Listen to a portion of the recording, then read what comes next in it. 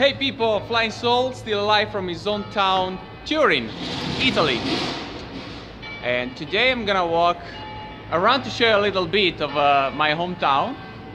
I'm pretty sure it could be interesting for some of you, especially for my Russian followers, because many of them ask me about that. So now I'm in one of the neighborhoods. It's not really a district because we are in the center of Turin, and it's one of the center of nightlife. But first of all, Happy New Year! Because today is the 1st of January, so that's the reason why there are not so many people around. Probably later in the evening there will be more people here. Usually it's full of people in this part of Turin. It's so crowded that you can even walk usually. But now, no, oh, okay, I'm with some friends, okay, over there. There is my sister, her boyfriend, and one of my oldest friends, Davide, who doesn't want to show his. Say hi, Davide. Say hi. He's one of my oldest friends. We're like probably 25 years we know each other. I don't remember. They don't speak so well English, so it's difficult for them to speak on a camera. But anyway, no, let's walk on this side, please. So, okay. So I'm gonna show you a little bit. I would say that if you don't know, I just tell you some few information about Turin, but maybe it's better for you just to Google it.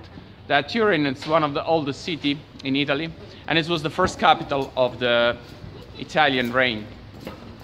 And now, so I was saying that in this neighbor, let's say, like it's the oldest part of Turin.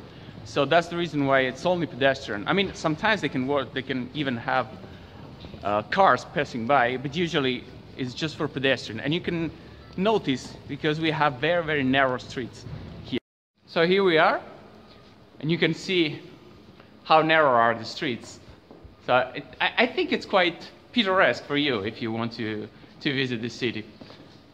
It's one, I said that before, that it's one of the oldest city. It was founded around 34 after Christ. So it's very, very old town. And this is the oldest part of the city. Now here we have a lot of bars and clubs and everything. And usually, yeah, it's one of the center of the nightlife here. Just now, maybe later we will have some more people.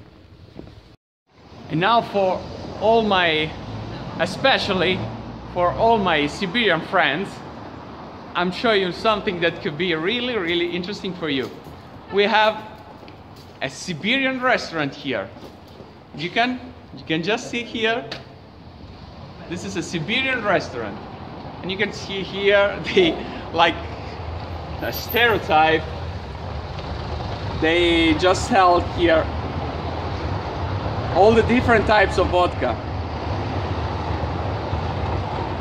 You see that? So, is it called Sibiriaki? Okay, people. Still with my homie beside me. This is Via Garibaldi. This is the main pedestrian street.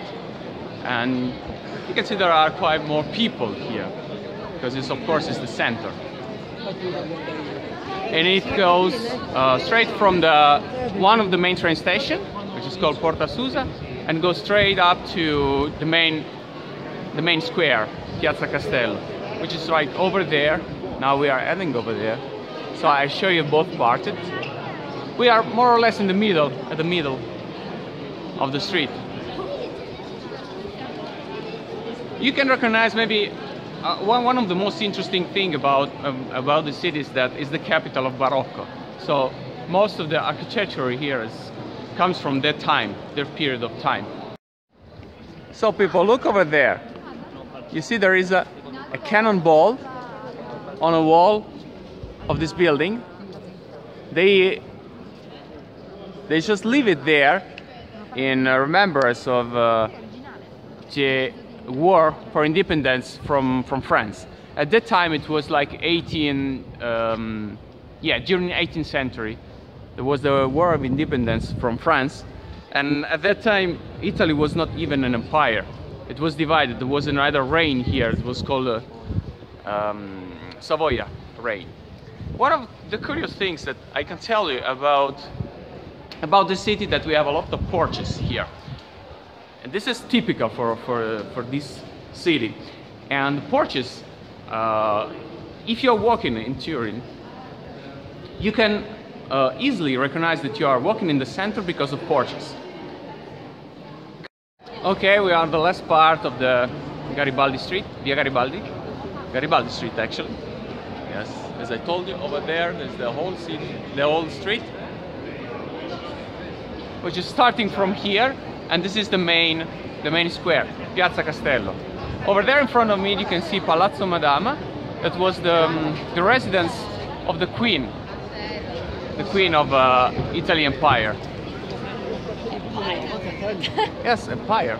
It's Empire. Reign. Okay, let's say reign. My sister just corrected me because she's better than me in history. Over there we have the Royal Palace. The Royal Palace is over there. And this is the main square. Usually we have a lot of events here, concerts and whatever. Now we are heading to Via Roma. So as I told you, Via Roma, or Roma Street, is the main street in Torino. Okay, damn! Now that we have a red light, so we cannot pass. You can see still, like here, porches are even more beautiful. And now, in this moment, because of holidays, okay, we're gonna pass with red light. It's like pedestrian, so we can walk inside. And I show you how decoration are beautiful during these days. There are a lot of lights here, and most of the let's say brands, yes, most of the expensive brands are placed here in Via Roma on the both sides of the street. Okay, now we are heading. Crazy guy over there.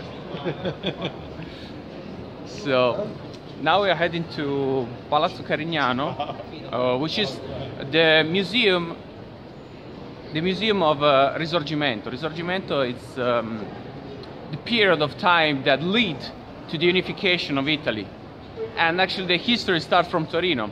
If you don't know about that history, the history of Italy started from this city, from Turin, which was the first capital for 100 days. So we are walking, we are passing by the Palazzo Carignano, and I'm gonna show you one of the two galleries, like you can say like yards in English, but doesn't really mean exactly how it looks like, because it's not a real yard. It's called a gallery, and it's like inside a palace, inside a building. There's a short passage from one square to another. Here we are, people. This is the entrance. There is also a cinema inside of this gallery. Which one? Okay, my sister is telling me there is the oldest bar in Turin. Which one is? I can remember actually. Oh, that one, yes. Now I'm showing you passing by. So this is the gallery. You can see how beautiful it looks like. But it's open, I mean, everybody can pass by.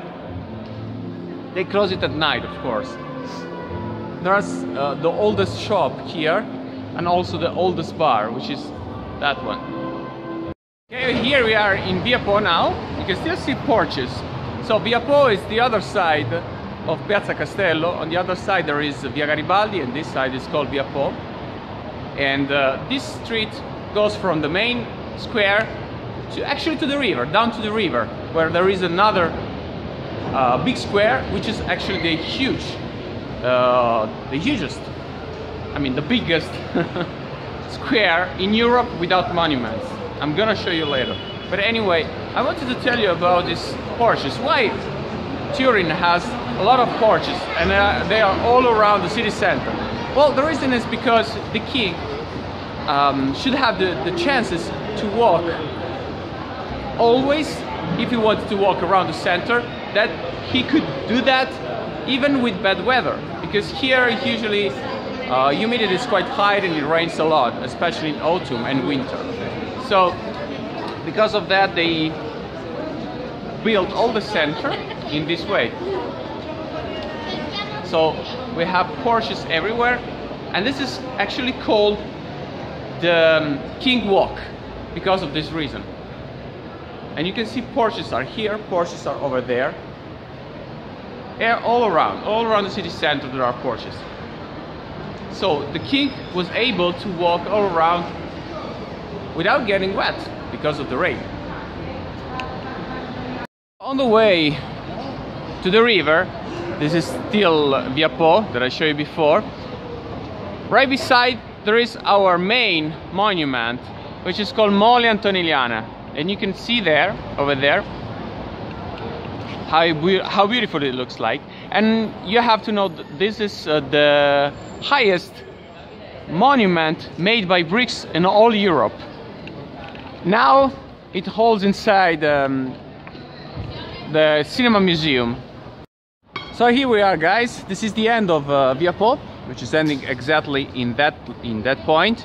And this is Piazza Vittorio Veneto, Vittorio Veneto Square, which is the biggest square in Europe without monuments.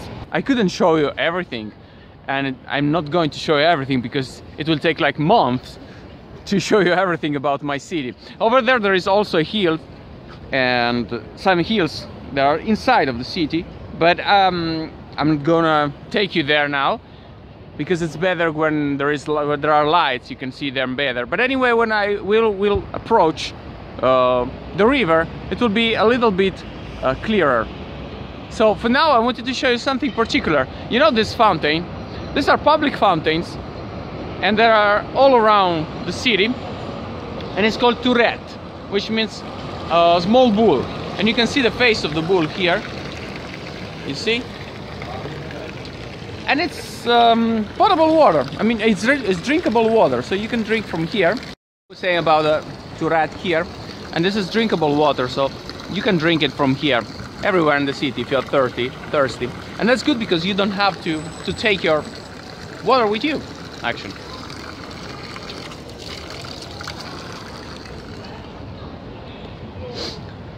It's fresh and really good. I didn't tell you another thing that I'm really proud of my city. Though I'm living in Russia, but when it comes to Turin, nobody can touch it really, because I'm really proud. I think it's one of the most beautiful cities, not only in Italy, but in the whole world. Of course, as I told you before, I cannot show you everything, because it will take me like months for it, but I'm trying to show you at least the main spots in the center of Turin, because not all in the center are very beautiful spots, but at least here. Okay, now we are heading down to the river, and I'll show you closer some other stuff. And here we are, guys. This is the end of Via Po, Po Street. What is Po? Po is the name of the river. So this is Piazza Vittorio Veneto, and this is the river Po. Just here. You have to know that the river Po is the biggest river in Italy.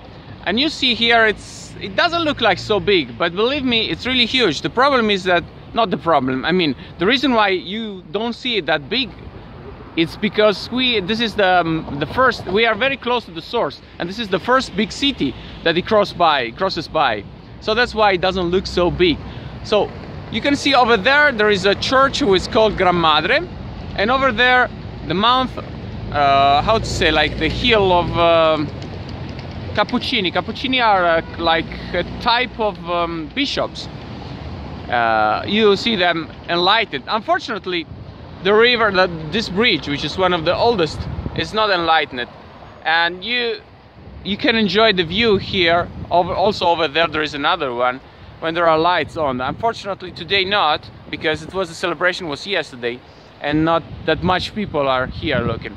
I wanted to tell you again something about this square. This square, especially during summer, is the main center of nightlife.